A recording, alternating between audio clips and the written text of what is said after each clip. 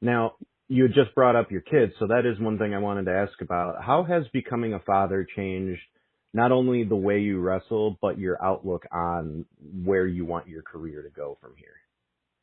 Well, so it hasn't necessarily changed the way I wrestle, other than it did change. So, for example, I don't know. I probably still, if we hadn't had kids when my contract with WWE was up, I probably still would have come to AEW.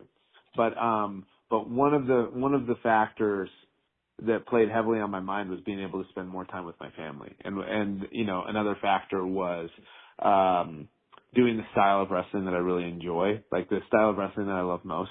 But one of the things that I think has been important for me is for my kids, especially now that they're a little bit older, especially my daughter, to see that you can have a job that you really love, right? And that's my desire for her and my son more than anything else. People ask me all the time, do you want your kids to be wrestlers? And I said, I don't care what they do. I just want them to love something the way that I love wrestling, right? In the way that, not like it never feels like I'm going to work. Sometimes it does, and that's with any job that you love, right? You'll hear writers talk about, like, they show up in front of a blank page and they're like, what am I doing with my life, right?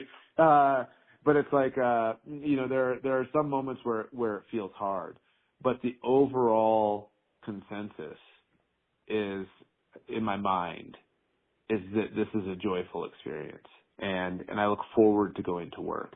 I hate leaving my family, but I look forward to going to work. So it's so I think it's good for my kids to see that, and it's good for my kids to see how much that I have this job that pays the bills, but it's also something that I love, and you can have both. Absolutely.